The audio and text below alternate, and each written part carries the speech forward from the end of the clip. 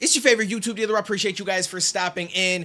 We got some Token, baby. The homie dropped an album, and I'm hearing a lot of good things about it. I might try to dive into it on my live stream on Sunday night. If not, it'll be early next week. It's twitch.tv/DuaneTV, link at the top of the description. I will try to get it over on YouTube. For anybody that can't make the live streams, I completely understand, and I should be able to get his album up on YouTube, whereas a lot of other albums, I've been having a lot of trouble lately. So if you don't see it, that's the only reason why, but the VOD will exist on Twitch for a while, so you can always hop over there. But this one is called Not Supposed to Be Here, which I feel that with my soul. So I want to dive into this one. Let's check this out today. And I hit play, but it didn't work. Never too different.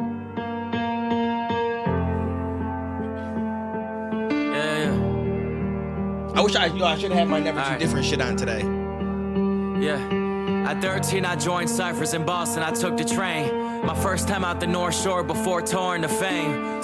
Yo, that might be where I first saw him. I think he was maybe 16 or 15 at the time, so it's probably a few years into him going out for the ciphers, but he was on that backpack cipher, which I think you can still pull up on YouTube today. And he cooked for a 16-year-old? Bro, when I was 16, I couldn't even rap on beat. I wanted to rap so bad, I couldn't even rap on beat. So watching him do what he did, like, you knew that this kid was gonna be special. Surrounded by these black and Spanish dudes, mid or late 20s. They could tell I lived a sheltered life, they still chose to respect me. I was timid, they were braver. I was spit, but they were better. Talking about much realer things, dead friends and gang pressure. I would just rap about rapping, but they still were never haters. Hugging my mom when they met her, told her son's gonna be major.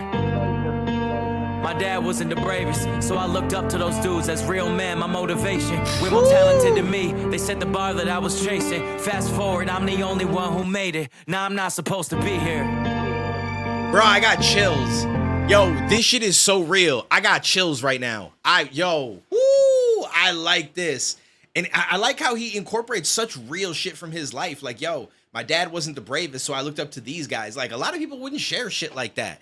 You know what I'm saying? But, like, I totally feel that. Like, I wouldn't say that about my father. My dad passed when I was 4. So I didn't even really get to know him to even have emotions about everything that happened. Like, I remember crying when I was a kid, but now in hindsight, like, I think I remember hugging him one time. So there's no real, like, emotional memory for me. But at the same time, I'm like, yo, he passed because he had diabetes. He was still drinking. He was eating unhealthy. Like, he wasn't taking care of himself. And so in my mind, I almost feel the same way, just with different reason, right? Like, my dad wasn't brave enough. I feel like he wasn't brave enough to face the struggle of changing your life so you can get healthier and be there for your child.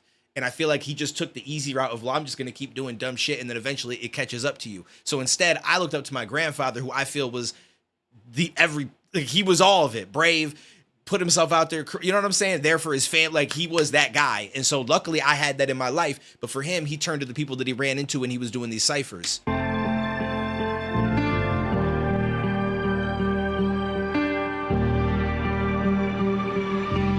My neighbors drive a Tesla, young daughter in the backseat. Get mad when I whip fast down the cul-de-sac, happy. My other neighbors are an older couple, maybe 60s. Probably worked the whole life to get the house and drive that Bentley. 4 levels, big door, long tall stairs. On the other side, there's a crib like theirs. 3 young kids, early 20s, no parents. Every Friday night, 8 other cars are next to theirs. And I wonder what they think. Do they even know there's just that one kid paying for it? The 2 others are his bros, getting used to a lifestyle they may never reach alone. They think that I'm doing them a favor, but I don't know. What happens when I wanna move or wanna be alone? Am I selfish? Do I trick my friends with life that ain't their own? 5-star meals, cleaning ladies are their norm. I love my fucking dogs, I'd do anything for them. Yo, that's that's a topic I feel like a lot of people don't talk about. Like, I'm older now, so I feel like at this point, I would just kind of do my thing and probably, like, help set up some friends. But when you're younger, you want to do it with the people that you got around you, right? Like, I suddenly make money. I'm 21 years old, 22. I don't know exactly how old Token is. I'm pretty sure he's in, like, his mid to late 20s. But same thing. Like, anywhere in your 20s, you're like, yo, like, these is the homies. Like, yo, let's just move in together. Like, I got it. I could pay for it all. And there's more than enough room for you guys. So, like, come with me because I want to be with my people. The only thing is you're going to eventually reach that age where he might meet someone that he wants to settle down with, right? He wants to do all these things. And if they haven't now created a life that sustains what they've been living, they now go back to just the everyday shit, which is not bad. There's nothing wrong with it. Like, we all live the everyday life. I live the everyday life. Just because I do YouTube don't change that. I'm not a big YouTuber. I would love to be one day, but there's nothing wrong with that, to live a more modest life. But it is tough if you've now experienced, I'm just chilling in a mansion, big house, basketball court outside, pool. I get to go all over the world with my friend and do crazy things. And now suddenly I'm back to just what I can attain for myself because I'm not going to go along with anything. You know what I'm saying? Like, it's an interesting concept. I don't think I've ever heard anybody talk about that, but I'm sure it happens all the time. I wanna take them with me everywhere, that's what I do it for. But all they gon' resent me if one day I cannot do it no more. Feel like I'm tricking fate and all these blessings might disguise a spoiled kid. With homies, I gotta remind that we not supposed to be here. Whew.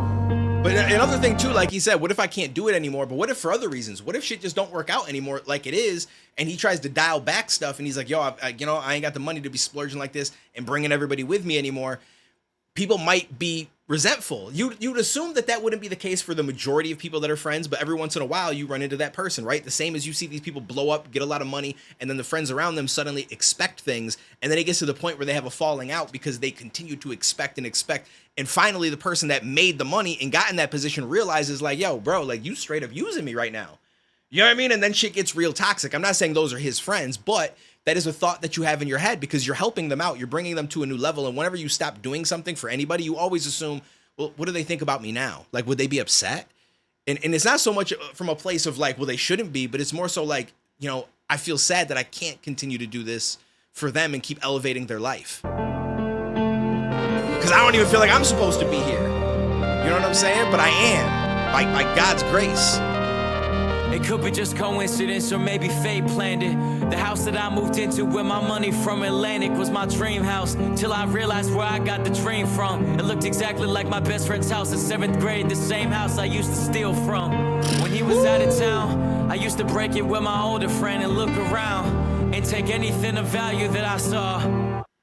The most ironic part about it all is that the kid who lived there wasn't just a friend. He was the only kid who convinced me to put my music on the internet. Without him, I never would be on these steps. Now this house is just a stark reminder of the bad friend I've always been. Liar that I've always been. Cheater and deceiver still. Lucky motherfucker, but know how to play the victim still. They tell me I fell off and fans defend me. Nah, it's okay. I promise I'm not even supposed to be here in the first place. Yo, that's so crazy. I can actually relate with that. Aside from not, you know, I haven't become rich and everything like that, but there was friends I had when I was younger, and there was a point in time where, bro, I was a little kleptomaniac. I really was. I don't even know why. I don't even know what started it, but I just slowly started to I'd see things I wanted, and I would find a way to get it. It got to the point where I even took one of my friend's parents' class ring, thinking somehow in my mind that I was going to get it, like, they're not going to question it. Of course they're going to question it. These are their things that they've held on to for years and years and years, and all of a sudden it's gone. Of course they're going to notice it. I'm stupid. And so I brought them back and I hid them somewhere in the house where they would find them, and then they ended up finding them. I remember, you know, hearing them talk about it, but they may have known it was me, and maybe they just never said anything because they were that nice. I don't know. But I look back and I'm like, bro, I was such a shit friend. And it wasn't to all my friends. Funny enough, like, I didn't steal from every friend. There was just certain ones where maybe I felt like I can get away with it, or they just had more things that I wanted that I didn't have, and so I would take it. But the thing is, I wouldn't even take it and like, oh, I want this toy, I'm gonna play with it. Like, I would then just stash it away and hide it. And one day my grandfather actually found all of those toys. And when he ended up passing away a few years later, he left me a note that said, hey, like, as you grow up, I'm nervous because I know that you had been stealing shit, and I'm just really worried that you're going to go down a path where you're going to end up in jail or in a really bad crowd. And I'm obviously not always going to be here to help you. And when I read that, I was in 8th grade because I was really young. I was like elementary school younger when I was doing all the stealing and shit. But by the time I hit 8th grade, that happened. I read that letter and it changed me forever. It's crazy how, like, you know, when people say like, yo, I saw this one thing or this happened or that, and then it changed everything. That letter changed me. I immediately stopped stealing. I didn't steal from stores. I didn't steal from friends. I completely just stopped. And I took the approach of, I want to earn things and I want to be a better person because that's what my grandfather wanted for me. And he meant everything to me. He was like literally my hero growing up. Because like I said in the beginning, you know, my father, he had passed away at a young age. So my grandfather kind of became that. My grandparents, my grandfather, my grandmother, my aunt stepped in. Like, I had a whole big family kind of come together to help me. And so I'm super thankful for that. And when I saw that, I was like, you know, this is the one thing I can do, something that's in my control to change, so I don't go down that path and I don't embarrass him, or I don't, you know, have him looking down on me and feeling a type of way because I continued on that path. So it's real, man. Like the looking back and realizing, yo, I was a bad friend, or I was this, or I was that, is something that I feel like a lot of us in our own way can kind of relate with. And I think that he brings about a really good conversation piece that a lot of people can't relate with, because not all of us are rich or attain a lot of money, especially at a young age, by themselves, and then bring your friends with you. But it does happen.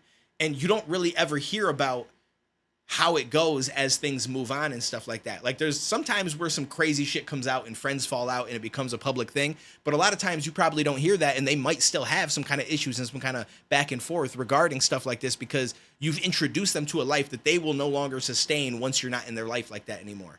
And so it's like, is that the right thing to do?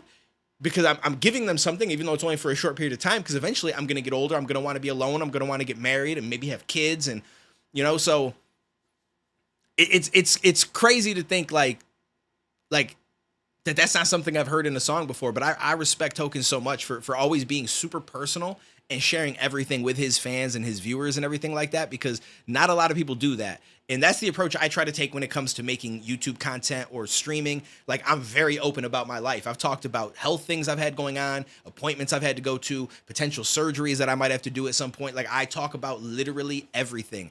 I just shared how I had stolen the past. And honestly, I think I told some of you guys that probably in a live stream or a video a long time ago, but I open everything up because I feel like there's so many people out there that could probably relate with the same shit or version of it, that it pays off, because it lets them know they're not the only one. And sometimes that's important. So shout out to Token. Appreciate you guys. We definitely going to check out this album. Like I said, maybe Sunday night, but if not, early this week on my live stream on Twitch, twitch.tv/DuaneTV, link at the top of the description. Make sure you guys follow. You'll have notifications on, and it will automatically let you know in your email a go live notification that will say, hey, checking out Token's album. You'll know to stop in. But I will try to get it on YouTube for those that can't make it. So take it easy. Stay safe. I will catch you in the next one, homies.